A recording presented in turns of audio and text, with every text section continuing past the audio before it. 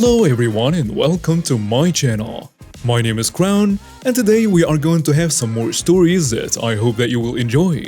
But before we start, it will be so much appreciated if you would subscribe to the channel, like the video if you enjoyed it, and maybe leave a comment down below. These simple clicks would mean a lot to the future of this channel and really reward the effort that I put in every day. And now, without further ado, let's go! First story. Entitled woman breaks into my house because the hotel is too expensive. Background. I'm at the time a 12-year-old male and live in Denmark. My dad is a cop and my mother works in a restaurant inside a hotel that we sort of live in. We technically do not pay rent. Onto the story. I'm sitting at my desk doing homework when I hear something. Come on, Angel. Push your brother higher up. But mom, he's too heavy. Me want sleepy. He's probably around 6. Sure, honey. Just a second. Then I look over to the window and see a little hand reach my window and bam! All 3 stood in my room and I screamed, so my mom came. Mom screaming, "What are you doing here?" And the entitled mother says, "This kid broke into my room. Could you get him away?" "It's my kid's room. Get out or I will call the police." While the two yelled, I saw the kid all over my new Nintendo Switch and drooling all over it. I yanked it out and he bit me and cried loudly. "What have you done with my son, you N-word?" Now my mom was really angry because she too is a black person and she told me to call the cops. I ran downstairs and instead of calling random cops, I called my dad. When my dad came with one other officer, the nice one, a nice cop, he asked me what happened. My mom was about to explain the situation when this entitled mother cuts her off and turns into the victim mode. "These N-word people broke into my place we live in." And then my father tells her, "No, it's my house, and this is my family. You called my family the N-word." And the Karen turned white. "But the hotel is too expensive, so we thought we could stay here tonight." "I'm not sorry, ma'am. We only do that for those who we know. And you are arrested for identity theft, and also your car is full of illegal drugs. Good luck with these charges, Karen." Next story. How my parents' HOA tried to use a 40-year-old rule to stop them from repairing hurricane damage and got the shaft for their trouble. Some time back, as you all may remember, Florida got pretty beaten up by a couple of hurricanes. My folks lived down there, and while none of the damage that they sustained was life-altering, horrible or home-destroying, homeowners' insurance kicked in and they had some water damage through the roof. They also needed a new one because of all the shingles that had come off/debris that had punctured it. My folks looked through roofing options and determined that a metal roof would be a great option to reduce damage/maintenance on their home. Plus, it would serve as a more energy-efficient option with passive solar collection and fewer thermal losses in the summer/winter. It's more expensive, but my dad was basically our/personal finance incarnate while I was growing up. He's in his 60s and has finally concluded that he has screw you money so long as that community is concerned.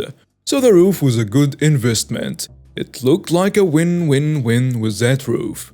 Then they reviewed the HOA and saw that, as of 1989, metal roofs are prohibited in the neighborhood, subject to fines and mandatory removal. Reviewing the bylaw further showed that it was clearly referring to older, crappier tin roofs, not a proper metal one like today's market provides, which looks great and has all of those other benefits. My folks wanted to play by the rules though, and called up the HOA to explain the situation. The HOA was friendly and said that they would be looking into the bylaw, and that my folks weren't the only ones who requested that they would be allowed to have a metal roof. My parents couldn't get a roofing contractor in for a few months anyway, too much demand since everyone else's roof got wrecked. So they waited a few weeks and got nothing new out of the HOA. Tried again a few weeks later and nothing. After 2 months of this, they said screw it and started construction on the metal roof. Popular opinion in the neighborhood was on their side, and the roof was covered with a tarp that wouldn't last forever.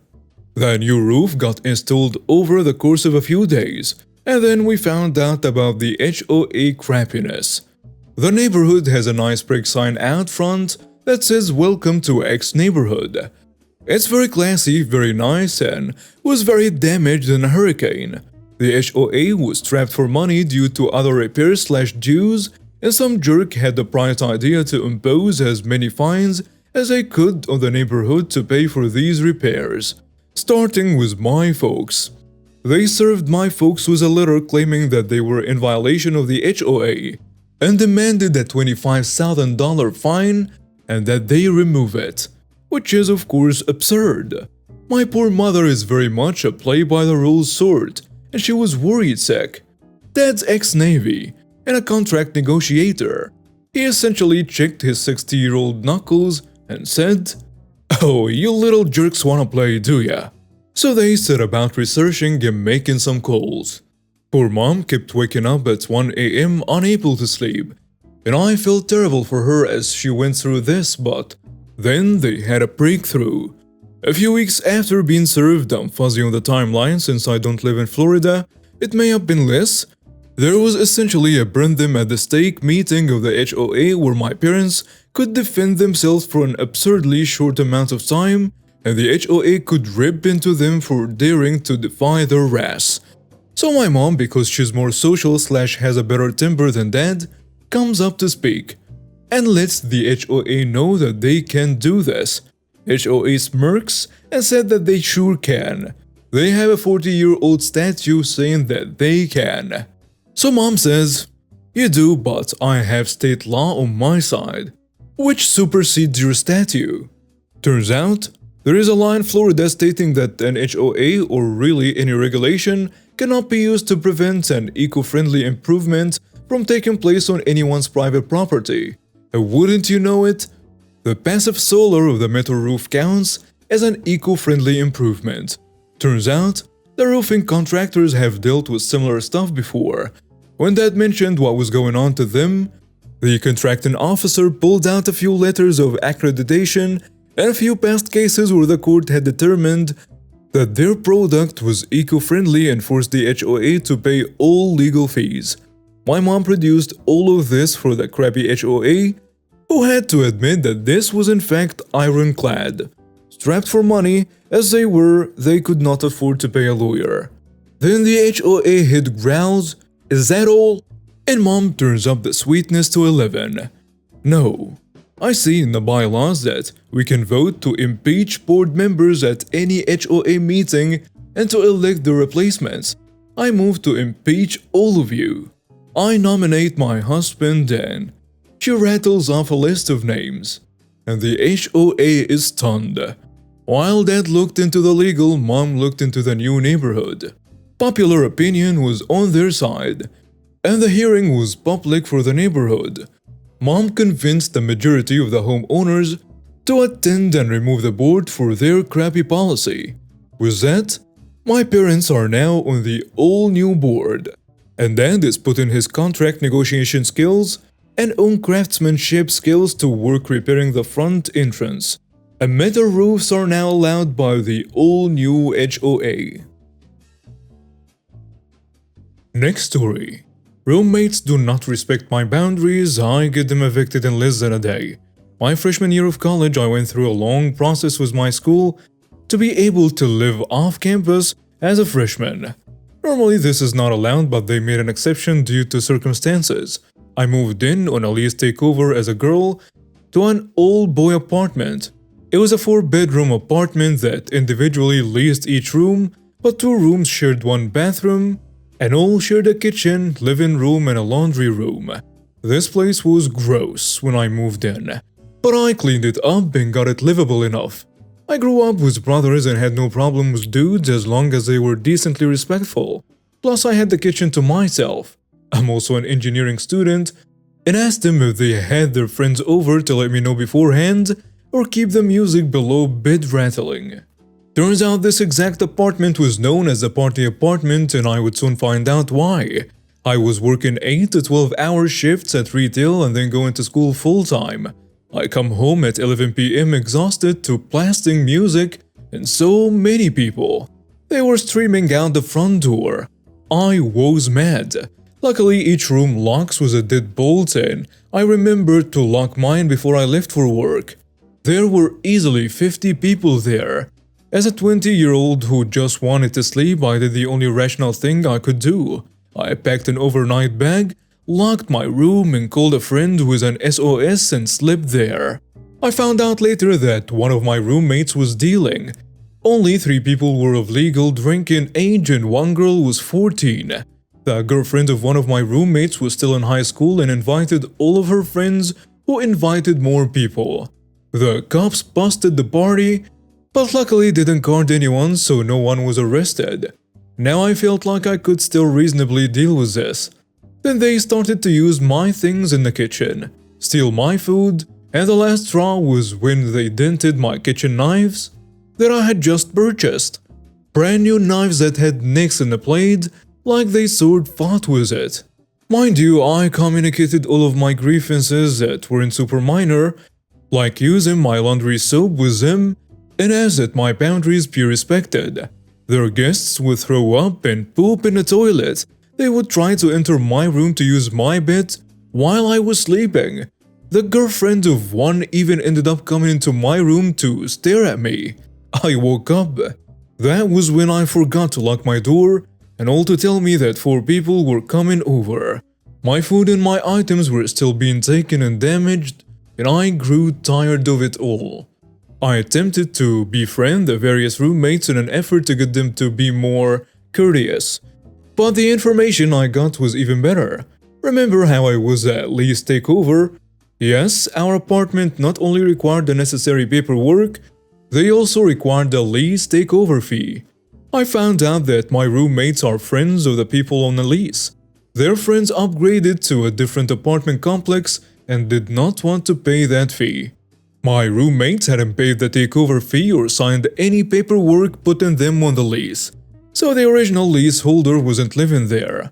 I will keep this information for later.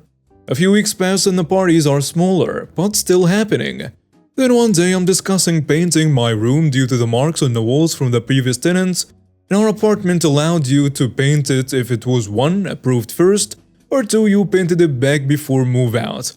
The maintenance guy was super sweet and let me pick a custom color for my room, a pretty light sky blue. Bought it for me and helped me paint my room. My roommates found out that I painted and asked about it, not knowing what would happen later. They did not paint the room. They spray painted it. Not with any vulgar or any gang symbols, but spray painted it. The parties continued, but now they let their guests sign the walls in various Sharpies. This was the moment I realized was the time. I ended up taking pictures of the room on Snapchat and saved them to my camera roll. I knew that my apartment complex wouldn't do anything about the parties and could even blame me for the underage kids. Plus, the items I stored in the common areas were fair game according to legal terms about a shared space. I first spoke with the building manager about the parties. I was right, there isn't anything I could do but call the police. I can complain all I want about the condition of the house my roommates caused and the theft and the damage of my belongings, and they won't do anything. They didn't even seem bothered when I spoke to them about 2 out of 4 of us living there not being on the lease. The other one that was on my side was chill, and I didn't have a problem with. As long as rent was paid on time, it seemed they weren't going to do anything. After all this, I pull out my camera roll and tell this nice lady to scroll as long as she wants, as I took about 15 pictures in just the one room. She gets mad and starts babbling on and on about gang graffiti, and she won't have it. I knew there were no gang symbols whatsoever on the wall. Just dumb kids, but it didn't look good. I didn't correct her and reminded her that the rooms in question were the ones where there weren't even legal tenants here. I locked as much as I could remember to grab my things from the kitchen in my bedroom beforehand and headed straight to work so I didn't get to see the devastation as 2 office workers evicted them in hours. They weren't the legal tenants and had clearly stayed over the 7-day guest limit. They had to pack up as much as they could and were out by the day I got home from my shift 10 hours later. I got a lot of hateful and threatening messages from the girlfriend of one of them. I don't remember the exact words as this was a few years ago, 2016. I did not save them once she started threatening me with stalking and physical harm. I stayed polite and neutral in my responses in case I would need to take them to court. They did get one small revenge in that I remembered to lock up my pots, but in my hurry I forgot the lids. They stole my lids to all the cookware, even my crock pot. They also took all my food they could grab and put it in a now topless crock pot with all of the spices too, and left it on. I'm not sure what liquid was used and I don't ever want to know. But I ended up paying the rent of a 1-bedroom for 4 bedrooms when the last roommate's lease ended a few months later. The rooms were leased individually. Also, the now former roommate's friends that were on the lease had to come in, clean and repaint the walls white. Do you know what happens when you put water-based white paint over a red and black colored permanent marker? He eventually hired a guy to make it look right. I heard it took 9+ layers in some areas, and others were entirely speckled over and was super thick. That's not right, but it was a special paint that wouldn't let the ink from the marker bleed through. I felt bad for the original leaseholder as they were now stuck with the damages, had to repaint and still had to pay rent on this apartment. I had met with and was cool with them, even tried helping one guy paint a punch and told him I had no beef with him. I apologized the way things worked out and he was not happy with me, but also did not blame me. I reasoned it with, they knew they were breaking the terms of their lease and exactly who their friends were when they didn't transfer the lease. If they hadn't repainted the room the way they did, the complex manager wouldn't have done anything. Edit 2. Someone made an excellent point that the bathroom is the most obvious place to dispose of human waste. My point that I didn't get across was that there was no flushing involved, and several people worth of excrement and/or vomit would be in the toilet when I returned home. Plunge-in would work sometimes, other time the clog would have to be removed manually. Since it was my half of the apartment, I had to remove the clog before I could do my business. Let's just say not the best thing to see first thing in the morning. And now we have reached the end of today's stories. Thank you for watching and see you next time.